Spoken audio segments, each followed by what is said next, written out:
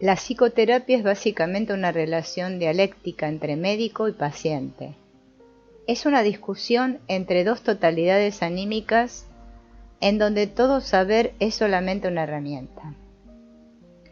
Traté a una joven muchacha de unos 20 o 24 años que había tenido una infancia singular. Nacida en Java e hija de una familia europea muy distinguida, tuvo una niñera nativa. Como ocurre frecuentemente con los niños nacidos en las colonias, el entorno exótico y la cultura extraña se le metieron en la piel y toda la vida emocional e instintiva de la niña se vio influida por aquella extraña atmósfera. Esto es algo de lo que el blanco en Oriente rara vez se percata. Es la atmósfera psíquica de los aborígenes en relación a los blancos. Una atmósfera de intenso terror. Terror de la crueldad, de la falta de consideración y del poder descomunal e incalculable del hombre blanco. Esta atmósfera infecta a los niños nacidos en Oriente. El miedo se introduce en ellos, los llena de fantasías inconscientes acerca de la crueldad de los blancos. Su psicología se tergiversa de forma extraña y su sexualidad sigue con frecuencia caminos totalmente errados. Sufren pesadillas incomprensibles y sentimientos de pánico y no son capaces de adaptarse de manera normal cuando se trata del problema del amor, del matrimonio y demás cosas. Este también era el caso de esta muchacha. Estaba fuera de quicio, se había enredado en las situaciones eróticas más arriesgadas y había adquirido mala fama. Adoptaba comportamientos que la denigraban, comenzó a maquillarse y a llevar joyas extravagantes para satisfacer a la mujer primitiva que corría por su sangre, o mejor por su piel, a fin de que ésta se uniese a ella y pudiese ayudarla a vivir. Debido a que no podía vivir sin sus instintos y naturalmente tampoco lo deseaba, tenía que hacer muchas cosas que la conducían a una situación muy degradante. Caía fácilmente en el mal gusto, vestía con colores horrendos para agradar a lo inconsciente primitivo en ella, de modo tal que la asistiese cuando pretendía atraer a un hombre.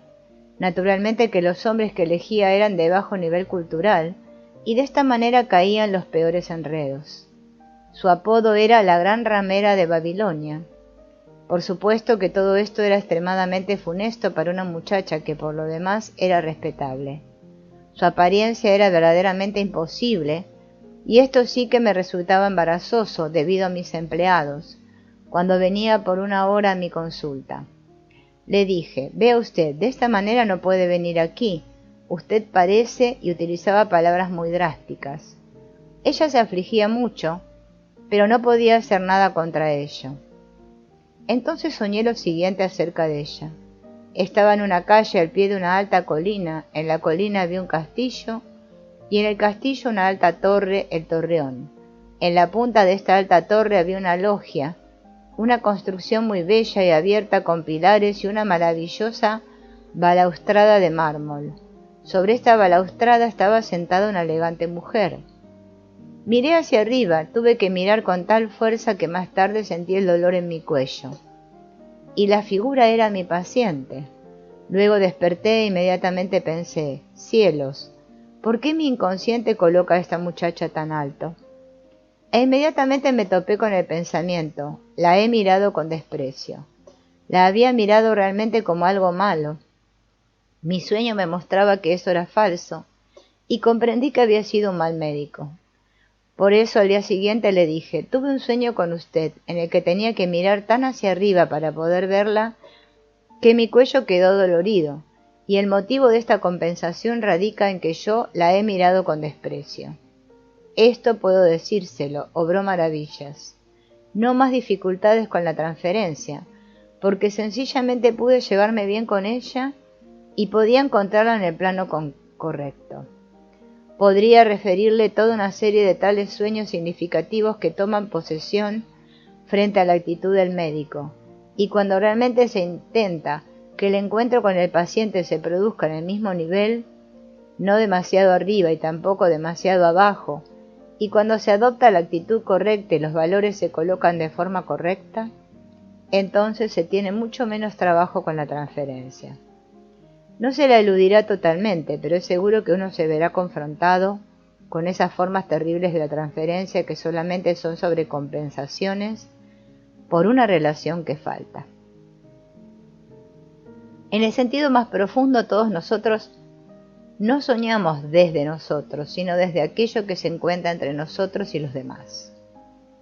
Naturalmente que un médico debe conocer los llamados métodos, pero debe guardarse de quedar fijado de manera rutinaria a un determinado camino.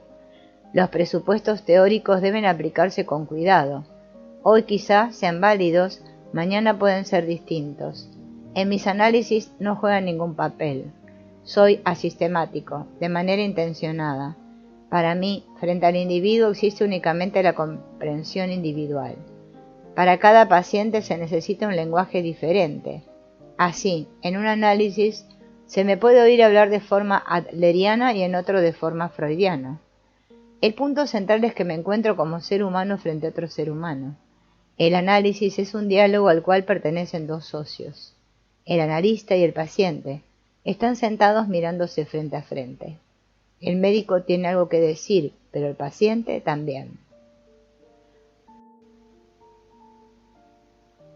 La situación psíquica del individuo en nuestros días está tan amenazada por la publicidad, la propaganda y otros consejos y sugestiones más o menos bien intencionados que debe ofrecérsele al paciente, por lo menos una vez en su vida, una relación en la que no aparezcan los tan repetidos, se debería, se tendría que, y otras confesiones de impotencia por el estilo.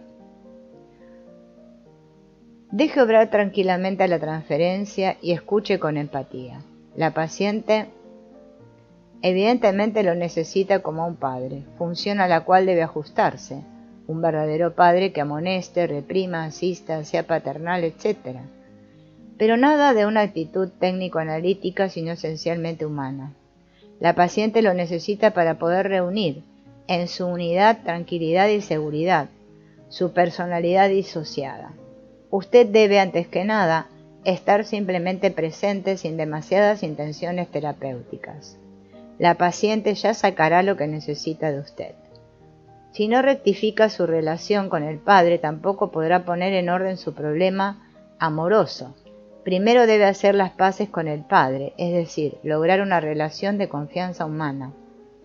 Mientras se sienta el contacto, la atmósfera de confianza natural, no habrá peligro, e incluso si hay que mirar a los ojos al terror de la locura o a la sombra del suicidio, subsiste esa esfera de fe humana, esa certeza de comprender y ser comprendido por más negra que sea la noche. Una mujer joven, que hace unos días me hizo una visita, está comprometida y tan enamorada de su hombre como él de ella. Desde hace 4 años hace análisis 5 días a la semana, solamente interrumpidos por 3 semanas de vacaciones al año. Le pregunté por qué demonios no se casaba. Me contestó que primero tenía que concluir su análisis, que esta era una obligación que debía cumplir antes. Y le dije, ¿quién le contó a usted que tiene una obligación con el análisis? Usted tiene una obligación con la vida. Esta joven mujer es una víctima del análisis. A su analista le sucede lo mismo. Este es un caso en el que una joven mujer vive dentro de sus fantasías mientras la vida espera por ella. Se ha enredado en su ánimos. Incluso si cometiese una tontería, la arrojaría a pesar de ello a la vida. Tal como están las cosas, el resultado solamente puede ser desconcierto, apariencia, nada. Su analista sigue una teoría y la joven mujer transforma el análisis en un deber en lugar de hacerlo con la vida. Si fuese una mujer en la segunda mitad de la vida, entonces el tratamiento debería ser completamente diferente. Debería reconstruir el individuo. No tengo dudas con respecto a los motivos, pero comparando con este analista, yo trato a mis pacientes de manera francamente brutal. Los veo solamente 2 o 3 veces a la semana y hago en el correr del año 5 semanas de vacaciones. No hay que considerar a un paciente como un ser subordinado que se tiende en un diván mientras uno se sienta detrás como un dios que deja de vez en cuando salir una palabra. También hay que evitar en lo posible cualquier sugestión de enfermedad. El paciente tiende de todas formas hacia esa dirección. Le gustaría refugiarse en la enfermedad. Uno se rinde. No tengo más que tumbarme, estoy enfermo y agotado. La enfermedad es también una forma de solución para acabar con el problema de la vida. Estoy enfermo. Tiene que ayudarme el médico. Como terapeuta no puedo ser ingenua. Hay que tratar al paciente cuando no tiene que guardar cama, como a una persona normal. Yo diría que como a un igual. Esto ofrece una base sana para el tratamiento. A veces vienen a verme personas con la esperanza de que yo produzca un acto de magia médica. Se desilusionan cuando los trato como personas normales y me comporto como una persona normal. Una paciente en otra consulta tuvo la experiencia del Dios silencioso detrás del sofá. Cuando empecé a hablar con ella me dijo sorprendida, casi disgustada: ¿pero usted exterioriza emociones? ¿Dice incluso su opinión? Naturalmente que tengo emociones y también las muestro. Nada es más importante que esto. Hay que tomar a cada hombre realmente como tal, y por lo tanto tratarlo de acuerdo con su singularidad. El psicoterapeuta no debería seguir incurriendo en la ilusión de que el tratamiento de la neurosis no requiere más que conocer una técnica. Debería quedar muy claro que el tratamiento anímico de un enfermo es una relación en la que el médico está tan implicado como el paciente. Un verdadero tratamiento anímico solo puede ser individual, y la mejor de las técnicas solo tiene un valor relativo. Tanto mayor es la importancia de la actitud general del médico, que debe conocerse muy bien para no destruir los valores peculiares del enfermo que se le confía, sean estos cuales fueren. Cada terapeuta debería tener un control mediante una tercera persona, de manera tal que adquiere otro punto de vista. El mismo Papa tiene un confesor. Siempre les aconsejo a los analistas: tened un confesor o una confesora. Las mujeres están especialmente bien dotadas para ello. Tienen con frecuencia una intuición sobresaliente y ejercen una crítica certera. Y pueden descubrir a los hombres y eventualmente también sus intrigas anímicas. Perciben facetas que el hombre no percibe. Por eso ninguna mujer hasta ahora ha estado convencida de que su marido es el superhombre. La transferencia puede consistir en una reacción totalmente espontánea y no provocada, una especie de amor a primera vista. Naturalmente que la transferencia no debería entenderse equivocadamente como si fuera amor, no tiene nada que ver con el amor. La transferencia solamente abusa del amor. Puede parecer que la transferencia sea amor. Los analistas sin experiencia cometen el fallo de creer que es amor, y los pacientes cometen el mismo fallo y dicen que están enamorados del analista, pero de ninguna manera lo están. Hay que dejar a la gente donde está. No se trata de si aman o no al analista. No somos uno de esos alemanes que quieren ser amados cuando se les compra un par de calcetines. Esto es sentimental. El problema central del paciente es precisamente vivir su propia vida, y no se lo ayuda entrometiéndose. La idea infantil del amor consiste en recibir regalos de otros. Con esta definición los pacientes plantean sus exigencias, comportándose como la mayoría de las personas normales, cuya codicia infantil no va más allá solo gracias al freno que supone el cumplimiento de los deberes biológicos y la satisfacción libidinal que procuran, y que debido a una cierta falta de carácter, tampoco se muestra a priori muy inclinada al apasionamiento. Tomemos el ejemplo de un analista que debe tratar a una mujer que no le interesa especialmente, pero que de pronto descubre que tiene una fantasía sexual con ella. No es que desee que el analista tenga estas fantasías, pero si las tiene debe ser consciente de ellas, pues significan una comunicación importante de su inconsciente, que indica que su contacto humano con la paciente no es bueno y que existe una distorsión en la relación. Lo inconsciente del analista le impone una fantasía en lugar del contacto humano natural que falta a fin de vencer la distancia interna. Estas fantasías pueden ser visuales o pueden aparecer bajo la forma de un sentimiento o de una sensación, de una sensación sexual, por ejemplo, constituyen sin excepciones una señal de que la actitud del analista frente al paciente es equivocada, de que lo sobreestima o subestima y de que no le dedica la atención necesaria. La transferencia, por tanto, está compuesta por diferentes proyecciones que son el sustituto de una verdadera relación psicológica. Crean una relación aparente. En cierto momento, sin embargo, esta relación aparente reviste mucha importancia para el paciente. Esto es, cuando su habitual dificultad para adaptarse es reforzada aún más por la necesaria revisión del pasado realizada en el análisis. Por ello, la interrupción repentina de la transferencia siempre va unida a consecuencias sumamente incómodas y a menudo peligrosas, pues el paciente va a tratar y va a parar a una insoportable carencia de relaciones. Si queremos deshacer la transferencia, debemos luchar contra fuerzas que no tienen solo un valor neurótico, sino generalmente también una significación normal. Cuando pretendemos llevar al enfermo a la disolución de la relación de transferencia, le estamos exigiendo algo que raramente o nunca se exige en realidad del hombre medio: sobreponerse a sí mismo. Solo ciertas religiones han exigido del hombre este requisito.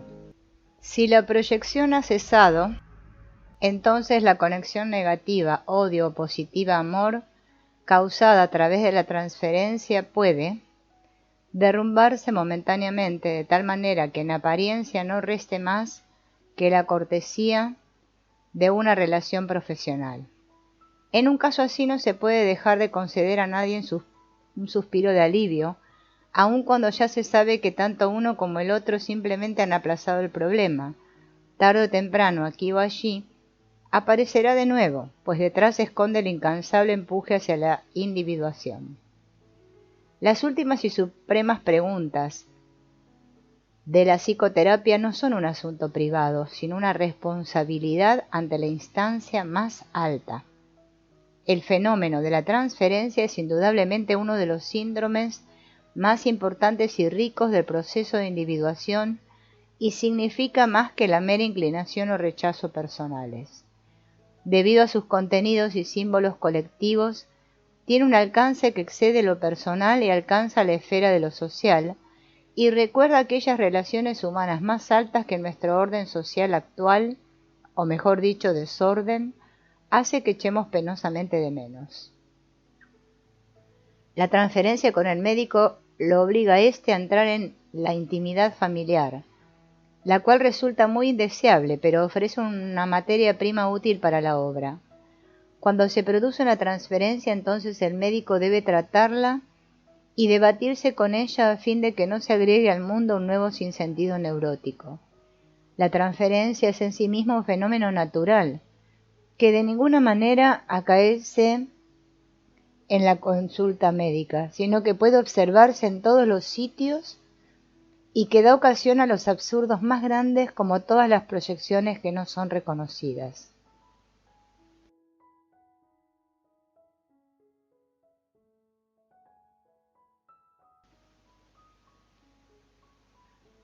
El tratamiento médico de la transferencia es una ocasión extraordinaria e inestimable para la retirada de proyecciones, para la compensación de pérdidas de sustancia y para la integración de la personalidad. Los motivos que subyacen a la transferencia poseen de todos modos y en primera instancia un aspecto oscuro, aun cuando se haga el mayor esfuerzo por blanquearlos, pues aquello que pertenece a la obra es la sombra negra, umbra solis o sol níger de los alquimistas, que cada cual lleva consigo, a saber, el aspecto menor y por tanto oculto de la personalidad, la debilidad inherente a toda fuerza, la noche que sigue a todo día, el mal que hay en todo bien. La comprensión de ello se encuentra naturalmente unida al peligro de entregarse a la sombra. Pero con este peligro está dada la posibilidad de decidir de manera consciente que no se caerá en ella. Un enemigo visible es mejor en todos los aspectos que uno invisible. En este caso no alcanzo a comprender las ventajas de la política del avestruz. No puede ser un ideal que las personas sigan siendo eternamente infantiles, que vivan ciegas con respecto a sí mismas, que le imputen todo cuanto no les gusta al vecino y que lo atormenten con sus prejuicios y proyecciones. ¿Cuántos matrimonios existen que son infelices durante años y a veces para siempre porque él ve en su mujer a la madre y ella en su marido al padre, sin reconocer jamás la realidad de la otra persona?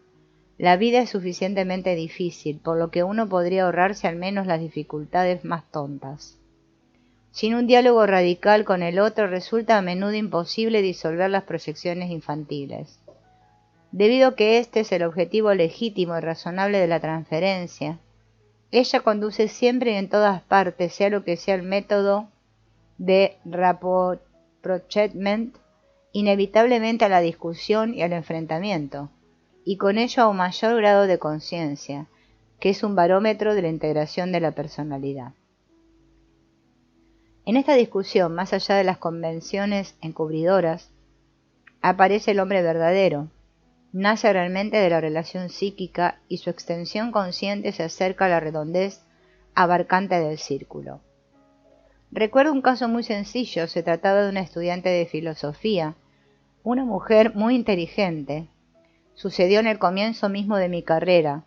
En aquel entonces yo era un joven médico y no conocía nada excepto Freud. No era un caso de neurosis muy importante, yo estaba absolutamente convencido de que podía curarse, pero no se curaba. La muchacha había desarrollado una enorme transferencia paterna sobre mi persona. Había proyectado la imagen del padre sobre mí.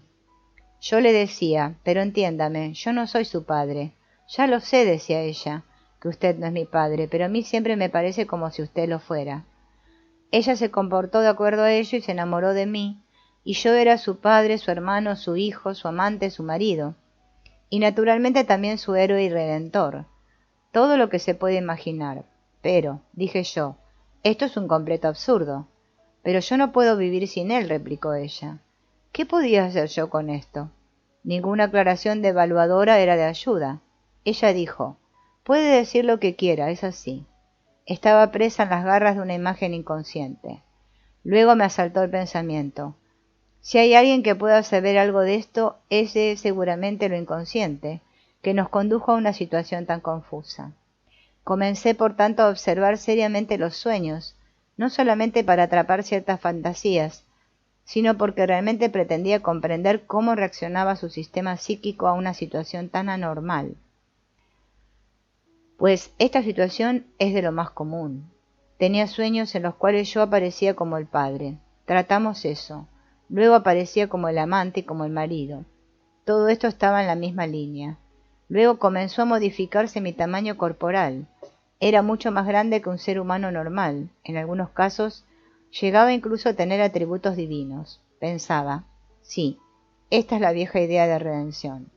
Y luego adopté las formas más sorprendentes. Aparecía, por ejemplo, con un tamaño divino, andaba por los campos y la sostenía en mis brazos, como si fuera una niña pequeña, y el viento soplaba sobre el trigo y los campos ondulaban como las olas del mar. Y yo continuaba meciéndola en mis brazos. Y cuando vi este cuadro pensé, ahora entiendo hacia dónde quiere apuntar lo inconsciente. Lo inconsciente quiere transformarse en un dios. La muchacha precisa un dios, al menos su inconsciente necesita uno. Su inconsciente se encuentra a la búsqueda de un dios. Y porque no puede encontrarlo, dice, el doctor Jung es un dios. Y entonces le dije lo que pensaba. Es seguro que no soy un dios, pero su inconsciente necesita un dios. Esta es una necesidad real y que debe tomarse en serio. Ninguna época precedente ha logrado calmar este deseo. Usted es meramente un payaso intelectual, igual que yo, pero no lo sabemos. Esto cambió la situación por completo, produjo una inmensa diferencia. Pude curar este caso porque logré calmar el anhelo del inconsciente. La energía de la transferencia es hasta tal punto potente que provoca verdaderamente la impresión de un impulso vital. ¿Cuál es entonces la finalidad de tales fantasías? Una consideración y un análisis preciso de los sueños arrojan como resultado una tendencia bastante pronunciada contra la crítica consciente, que desea reconducir todo a la medida humana, a proveer a la persona del médico de atributos sobrehumanos, inmensamente grande, muy antiguo, mayor que el Padre, como el viento que sopla sobre la tierra. Incluso debería a todas luces convertirse en un Dios. ¿O es que al final el caso debería ser inverso? Es decir, que lo inconsciente intenta crear un Dios a partir de la persona del médico, liberar en cierto modo una intuición divina del envoltorio de la personalidad, y que por tanto la transferencia a la persona del médico haya sido un malentendido producido en la conciencia, una tonta travesura del sano sentido común. ¿Acaso el empuje de lo inconsciente tendería de forma solo aparente hacia la persona, pero en un sentido más profundo hacia un Dios? ¿Podría el deseo de un Dios ser una pasión que brotase del impulso natural, menos influenciado y más oscuro? ¿Acaso más profundo y potente que el amor a la persona humana? ¿O quizás sea este el sentido supremo y verdadero de ese amor inadecuado que llamamos transferencia? ¿Quizá un trozo de verdadera Gottesmein que desde el siglo XV desapareció de la conciencia? Nadie pondrá en duda la realidad de un deseo apasionado por la persona humana, pero que en la consulta médica y representado en la prosaica figura del médico se presente de forma inmediata como viva realidad un trozo ya histórico de psicología religiosa, por decirlo de alguna manera, una curiosidad medieval, piénsese en la Matilde de Magdeburgo, se nos aparece en primera instancia como algo demasiado fantástico como para tomarlo en serio. Mi experiencia como médico, al igual que mi propia vida, me han puesto incesantemente ante la pregunta sobre el amor, y nunca fui capaz de dar una respuesta válida. Como Job, tuve que taparme la boca con la mano. Hablé una vez, no he de repetir. Aquí se trata de lo más grande y de lo más pequeño, de lo más lejano y de lo más cercano, de lo más alto y de lo más hondo, y nunca puede decirse una cosa sin la otra. Ninguna lengua se encuentra a la altura de esta paradoja. Sea lo que sea que pueda decirse, ninguna palabra expresa la totalidad. Hablar de aspectos parciales es siempre excesivo, demasiado poco. Cuando lo que tiene sentido es solamente la totalidad.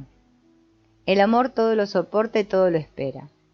Este texto lo dice todo. No podría agregársele nada. Nosotros, en el sentido más profundo, somos las víctimas o los medios e instrumentos del amor cosmogónico. Pongo estas palabras entre comillas para dejar claro que con ello no me refiero meramente al anhelo, a la preferencia, al favor, al deseo y cosas similares, sino a un todo, único e indivisible, que supera al individuo. El ser humano, como parte, no comprende el todo. Se encuentra sometido a él. Puede decir sí o puede enojarse, pero siempre está atrapado y encerrado en el todo. Siempre depende de él y está fundado en él. El amor es su luz y su tiniebla, cuyo final no alcanza a ver. El amor no acaba nunca, incluso si hablase las lenguas de los ángeles, o si persiguiese con rigor científico la vida de la célula hasta su fondo más recóndito, puede documentar el amor con todos los nombres que están a su disposición, pero solamente se perderán infinitos autoengaños. Si posee un grano de sabiduría, rendirá las armas y llamará a lo ignotum per ignotius, es decir, con los nombres divinos. Esto constituirá una confesión de su inferioridad, imperfección y dependencia, pero a la vez un testimonio de su libertad de elección entre la verdad y el error.